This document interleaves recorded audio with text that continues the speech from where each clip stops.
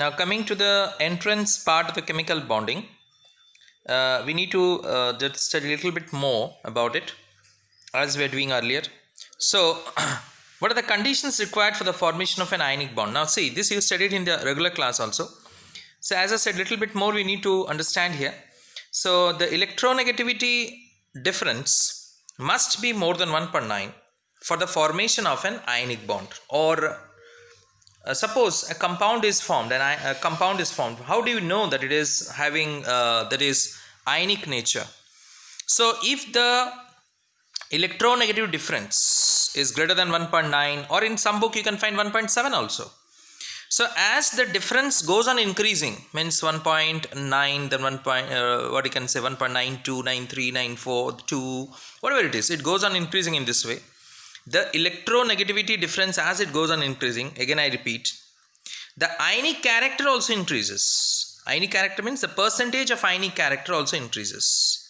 That means the compound becomes more and more of ionic in nature and less of covalent in nature. Same thing, if the difference is going on decreasing less than 1.9, then what you find is that the compound has more of covalent character and less of ionic character.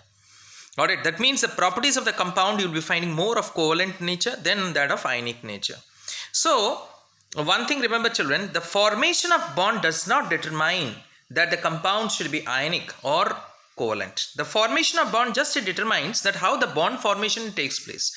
Whether it is taking place by sharing of electrons, whether it is taking place by transfer of electrons, what is taking place, that only decides. But that does not exactly decide that what should be the properties of that particular compound. Properties depends upon many other factors also, that like electronegativity difference is one of the factor. So hence it is usually formed in between highly electropositive elements, that is metals, and highly electronegative non-metals. So ionic bond formation, when it takes place, we have already discussed that it takes place between the S block and the P block elements, because S block elements basically group 1 and 2, they are highly electropositive in nature, and the P block elements basically, that is your group 15, 16, 17 onwards, 15, 16, 17 we can say that they are highly electronegative in nature. So in this particular metals and non-metals, what you find is that the difference in electronegativity is very large, which results in the formation of ionic compound, which will results in the formation of what you can say, what should I say, that you will be having electrostatic force of attraction between them, which will result. Now for that particular purpose, what should be the condition? Large atomic size of the cation forming atom or cation, we can say that. Like, you know, as we come down the group, in group 1, group 2, metallic character increases. So here also same thing, LiCl is less ionic than NaCl, then KCl, then RbCl, CSCl. So Li, Na, K, Rb, Cs. We are coming down the group. So as we are coming down the group, just now I said you, metallic character is increasing. That means electropositive character is increasing. And when this is going to combine with halogens, as you can see it here, Cl, all are Cl. So the difference in electronegativity goes on increasing. Okay.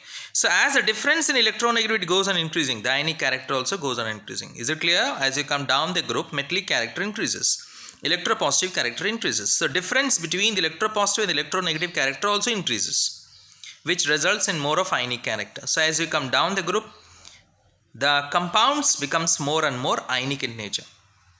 Next is low energy ionization energy of cation forming atom. Yes, as you come down the group, the ionization energy decreases because atomic size increases. So electropositive character also increases. So as electropositive character increases, again I repeat the same thing, the ionic character also increases. Same thing, small atomic size of an ion forming atom.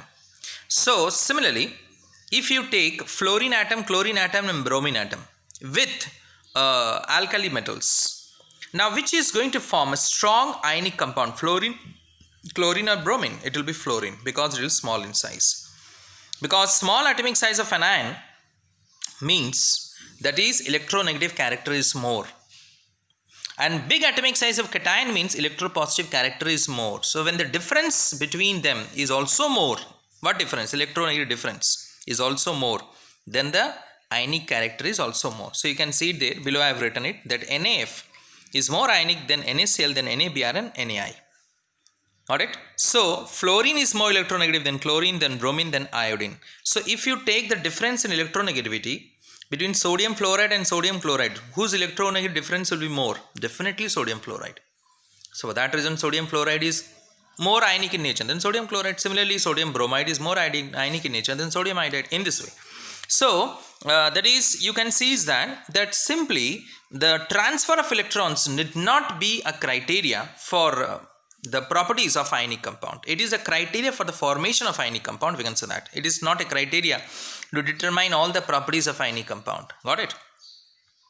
Next is another factors we are coming, that high electron affinity of anion forming atoms. So till now we were discussing about the cations basically.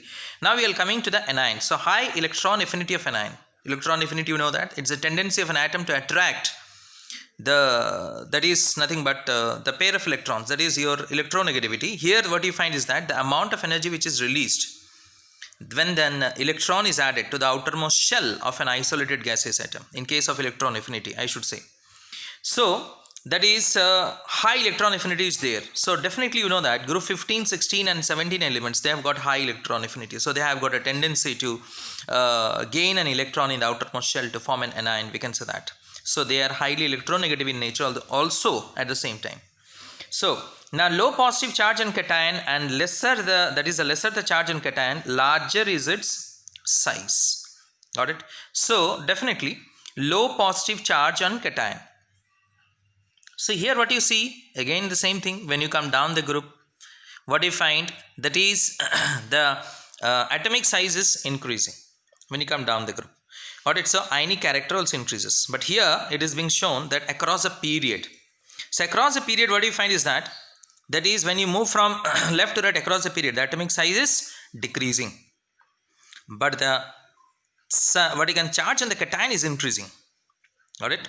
But when the charge on the cation is increasing, what you find is that at the same time the lesser charge on the cation is nothing but its largest atomic size. For example, let me give you an example here from here itself, that NaCl and AlCl3. So Na plus ion and Al3 plus ion, if you compare it, got it, whose size is more? Definitely Na plus ion size is more compared to Al3 plus ion. You can calculate the value of Z by E and you can find it out. Smaller is the value of lead Z by E, larger is its atomic size, we have discussed. So hence sorry, so low positive charge on cation. So larger is the positive charge on cation, smaller is its, what you can say, that is atomic size. Got it? Listen carefully. Larger is the positive charge on cation, smaller is its atomic size. And what you find is that is the ionic character also is less. Similarly, high negative charge on anion. Here I said low positive charge on cation. There it should be high negative charge on anion. See the difference. The positive charge on cation should be less. Negative charge on anion should be higher. So then only the electronegativity difference will be more. And that will result in the formation of a stronger ionic bond. So here you can see NaCl, Na2SO4, Na3PO4. So Na3PO4 is more ionic in nature compared to Na2SO4 compared to NaCl. Because phosphate, the valency, the charge you can see, or oxidation number is 3, then it is 2 and that is 1. So in this way you came to know the smaller is the size of cation. Got it? Smaller, sorry, so not size I am saying, size also we can say that, but we will come to the size later on. That is smaller is the charge on cation and higher is the charge on anion, more stronger is the ionic bond. Achha. Based upon the size we can say smaller is the size on cation. Got it? Smaller is the size on cation, so higher is the, what you can say, the that is the charge on cation. Less ionic is the ionic bond.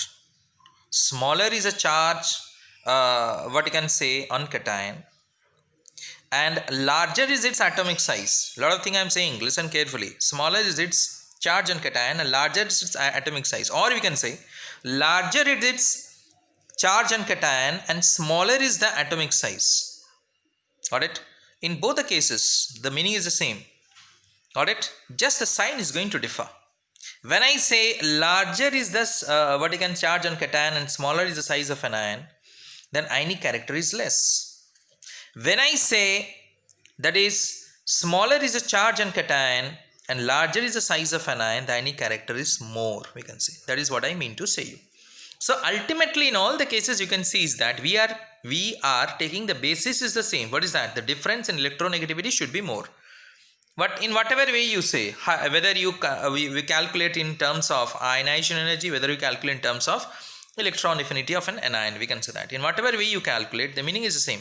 The difference in electronegativity should be much higher. Then only it will result in the formation of strong ionic compound. In this way, these are the different criteria we discussed. Now next is transport number. Now transport number, basically we use it while doing the electrolysis. Alright, here also same thing. The charge is being transferred, the ions are transferred.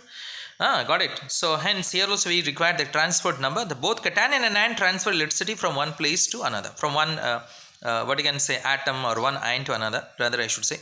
The fraction of electricity transferred by an ion is called its transport number. The fraction of electricity means, fraction means I mean to say the charge of cation by charge of anion, if you do that, you will get the fraction and that will determine its transport number. So higher the transport number, higher is the what you can say transfer of electricity. Lower is the what you can say if lower is the transport number, lower is the transfer of electricity. Now what will do with the transfer of electricity, by which we can say whether the compound, ionic compound, is a good conductor of electricity or a poor conductor of electricity. For that reason I said it is basically used in what is that, in electrolysis, we can say that, in electrochemistry, so to say we are using it basically.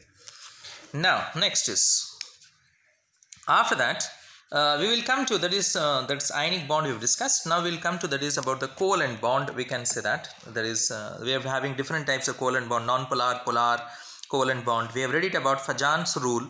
Got it. So in the Fajan's rule you have studied, larger the size of an ion, greater is its polarizability. Because in Fajan's rule we have studied that there are certain ionic compounds are there but which show some covalent character, because due to the tendency of the cation to polarize the anion. Alright, due to the tendency of the cation to polarize the ion, which is known as polarizing power or polarizability, we studied in Fajan's rule. So there only we have studied a point that larger the size of an ion, greater is its polarizability and greater is its tendency to form the formation of covalent bond. Means greater will have the properties of the covalent compound. For example, it is given here, that is lithium, the covalent character of halides, it's lithium iodide is more covalent in nature than bromide, than chloride, than fluoride. Why? Because iodine or iodide ion has greater size. Listen carefully. Iodide ion, I minus, is greater in size compared to Br minus, compared to Cl minus, compared to F minus. Alright, iodide ion, I minus ion. So polarizability will be more in case of I minus compared to Cl minus, compared to Br minus. Got it? So in this way, higher is the polarizability, higher is its covalent character.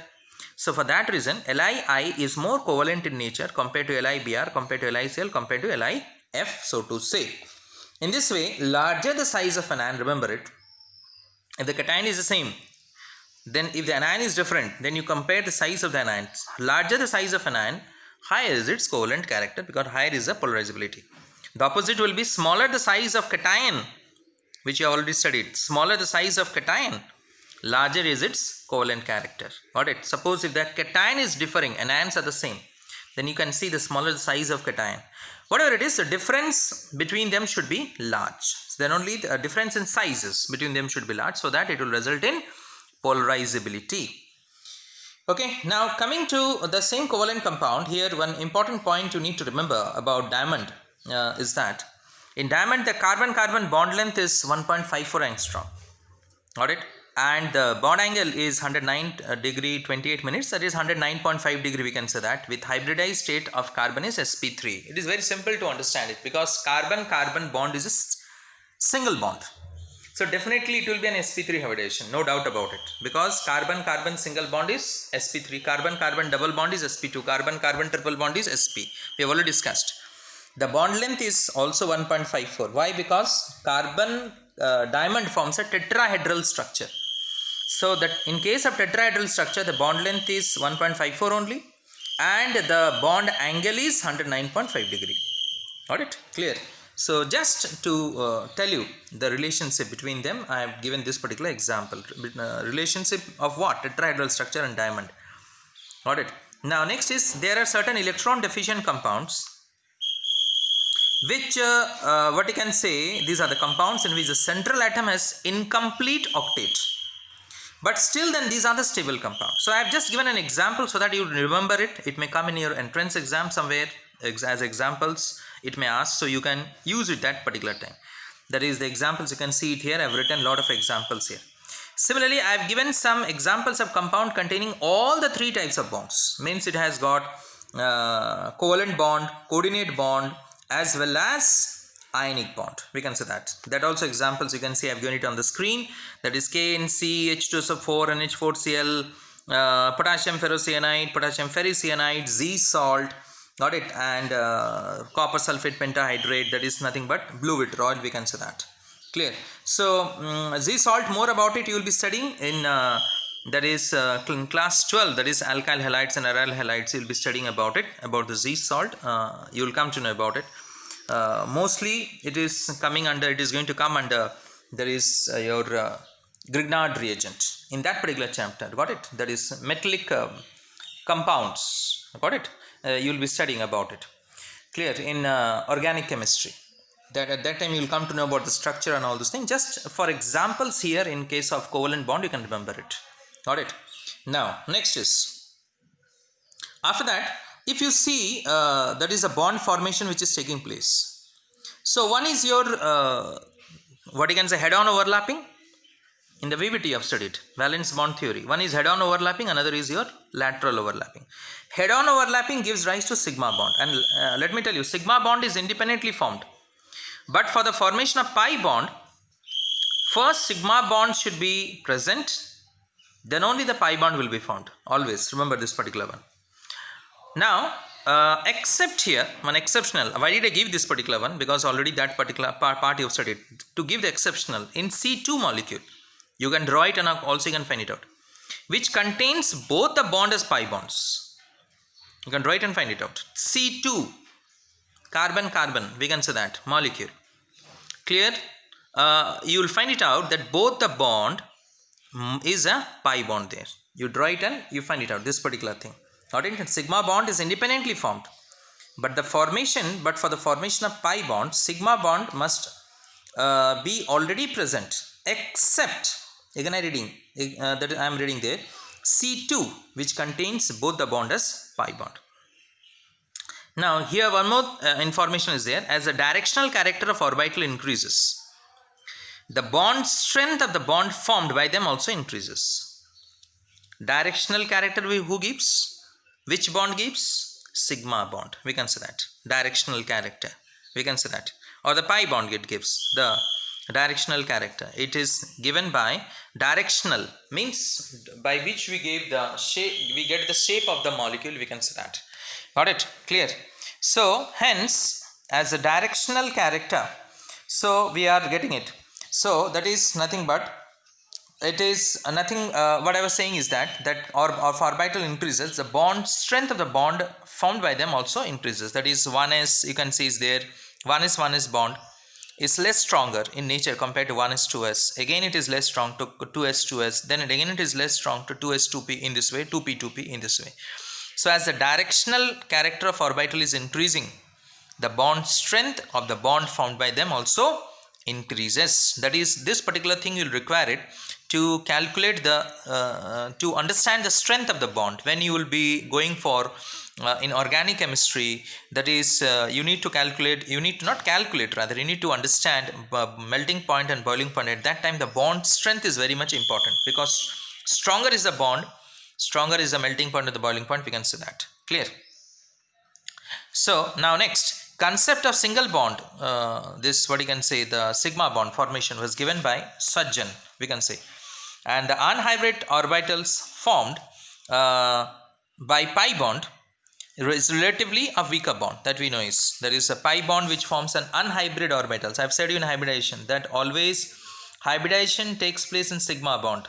Pi bond never undergoes hybridization. So definitely for that reason pi bond is a weaker bond, so to say. Now Next is this chart I have given you, a whole particular chart. It will help you in your entrance exam, where you can see SP3 means, as I have explained you in the in my AV, you can see that in the regular classes, that SP3 means 1S and 3P, as you can see it there. So S character will be 25 and P character will be 75. How it is? Because total it is 4. SP3, 1S, 3P, total is 4. How to find the percentage? Let us find the percentage of S. So S is 1, total is 4. So 1 by 4 into 100. So you got it as 25%. Similarly, P will be 75%. What is the shape? Regular tetrahedral. What is the angle? 109.5 degree. What are the examples? Say example is very important. For that reason I have given you. So it's a complete chart of different kind of hybridization, the shape, the percentage character, the angle, example. For that reason this chart is very important for you. You need to what you can say, understand this particular chart. You need to learn the examples here. You need to remember the examples here. For that reason I have given you this chart, because in one glance you can have the total view of hybridization. We can say that what are the different kind of hybridization, what are the different examples comes under it, what is the percentage character of it, what are the hybrid orbitals involved in it, alright, what is the shape is there, what is the angle is there, everything I have just given you in this particular one. So this is important for you to just to have a brief look of hybridization, a quick look also I should say of hybridization, we can say that. Now next is H2O and SnCl2. They are under what you can say, according to this VSEPR theory, they are coming under as AB2 type of molecules. Alright, where it comes under AB2 type of molecules, that is H2 and SnCl2. But non-linear they are. H2O and SnCl2, they are non-linear in nature, we can say that. Clear? So hence their dipole moment are non-zero. Generally we think that AB2 means it will be linear, BeCl2, BeF2, CO2, all are linear, we have studied. So here also we think that H2 and SnCl2 should also be linear. No. Why? Because due to the presence of lone pair of electrons on chlorine and oxygen, in SnCl2 in chlorine and H2O in oxygen. So you know that lone pair repulsion is greater than lone pair bond pair repulsion, due to which it has got a distorted geometry. It has not got a regular geometry, it has got a distorted geometry, and due to this reason only it has got a non-linear structure. Hence the dipole moment is not zero, because if it would have been linear, the dipole moment would have been zero. Linear, bond angle is 180 degree, dipole moment would have been zero. But here it is not zero, you know that. Clear? So the dipole moment of symmetrical trans is 0, but unsymmetrical trans is non-zero. Symmetrical and unsymmetrical trans. Now generally cis is unsymmetrical and trans is symmetrical. Cis is unsymmetrical, so hence cis has got a dipole moment and trans has got a zero or negligible dipole moment. So here when I say symmetrical trans, means it is simply trans. When I say unsymmetrical trans, that means I am talking about cis. So remember that cis is also called as unsymmetrical trans, whose dipole moment is non-zero, we can say that. Clear now? The concept of resonance or mesmerism is given by Engold. We have studied about that is resonance in the regular classes. We have studied when a particular structure is unable to explain all the properties of the compound, then more than one structures are proposed to explain their properties, isn't it? So when a given structure is not able to explain, so that is called as resonating or the canonical structure. When number of structure we are drawing it now, that's called resonating and canonical structures, and this phenomena is known as resonance or mesmerism. So and it was given by who? Ingold. Ingold gave about it. We came to know what from Ingold. Now next is coming to the tetravalency of the carbon atom, we can say that. Now these are some important points I have given you, you need to remember it. Important points. The tetravalency of carbon atom projected at this in three-dimensional space was discovered by Van 't Hoff and Liebel. Means methane is tetravalent, ethane is tetravalent, diamond is tetravalent. So who first found it out, this particular thing about it? It was found out by Van 't Hoff and Liebel. Got it? That is three-dimensional in nature. The bond angle is 109.5 degree. 109 degree 28 minutes means almost it is 109.5 degree, because 30 minutes is half a degree. Got it? So in this way, PCl5 in gaseous state is a covalent compound with sp3d hybridized state of phosphorus atom. While in solid state, remember it, it is an ionic compound with sp3d2 and sp3 hybridized state of phosphorus atom. I have given it here. Actually, PCl5, it forms a dimer. It forms a dimer. It is not a monomer, it forms a dimer. The two PCl5 molecules combine together to form P2Cl10. Actually, in nature, it does not exist as PCl5, it exists as P2Cl10. Because it exists as a dimer, it does not exist as a monomer. Got it? Now, more about it we'll be studying later on. You will be studying in association of molecules later on. So, when P2Cl10 is formed, when it forms a dimer, then we are getting one PCl6 minus and PCl4 plus. Together you add it up, you will get it P2Cl10. See, PCl6 minus plus PCl4 plus. The charge is neutral 0 and also phosphorus is 2 and chlorine is 10. So, in PCl6 it is sp3d2 and in PCl4 plus it is sp3. Got it? So, in this way, for that reason, it is solid in ionic compound, but in gaseous state it exists as PCl5 only. Got it? Remember it, in gaseous it exists PCl5 only. In that case, it is nothing but the phosphorus atom, it is sp3d hybridization. So, a given compound in different state has got different hybridization. That I mean to say to you. From this example, I want to convey you that the different compound has got different, the same compound has got different hybridization, got it, in different state. If it is in solid state, it has got different hybridization. If it is in gaseous state, it has got different hybridization. Got it? So, it's not that PCl5 means this sort of hybridization. You have to see the state also. If at all that compound exists in different state, that also need to be understand that if at all the compound exists in different state, if at all, if it exists in one state, no need to say, it will have a particular kind of hybridization. Now, next is the CH3Cl, CH2Cl2, CHCl3, CCl4. This is order of dipole moment of the different halides of methane. That is methyl chloride is more what you can say polar in nature than methylene chloride, then chloroform, then carbon tetrachloride, so to say, because it is more distorted. In case of methyl chloride, methane is regular, you know that, regular geometry. But when chlorine atom is coming, so bond length is differing.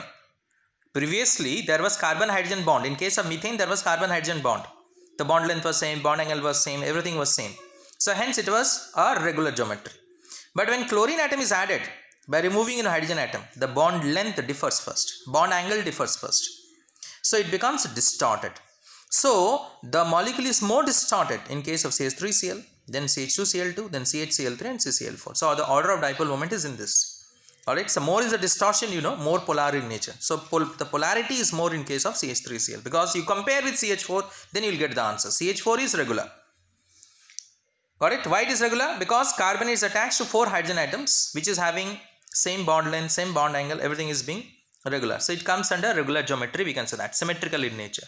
But when hydrogen is removed, and chlorine is added, what happens is that the bond length increases, the bond angle also changes, the polarity also changes, because now initially there was only one kind of atoms, carbon was attached to only one kind of atoms, hydrogen. Now it is attached to chlorine, and chlorine has got lone pair, so repulsion will be there, so it has got a distorted. So hence for that reason the distortion is more, the polarity is more in case of CH3Cl compared to CH2Cl2, CHCl3 and CCl4. Don't see the chlorine atom and decide it. You compare the distortion power, then you will come to know. Now next is the correct increasing order of CC bond length in alkanes, alkynes, graphite and benzene I have given you. Just you have to remember it. And just a value you have to remember. We have also studied alkyne is 1.2, in hybridization I have said you. In alkene it is 1.34, benzene is 1.39, because benzene undergoes resonance. For that reason the bond length lies between single bond and that of double bond. Got it? Because single bond it is 1.54 and double bond it is 1.34. So benzene, due to resonance, it is neither 1.54 nor 1.34, it is 1.39 angstrom, and graphite is 1.42. Alright, so in this way the correct oxygen bond length in oxygen, ozone and peroxide is given as in this particular manner. You can see that. Alright, so this is all about. Thank you.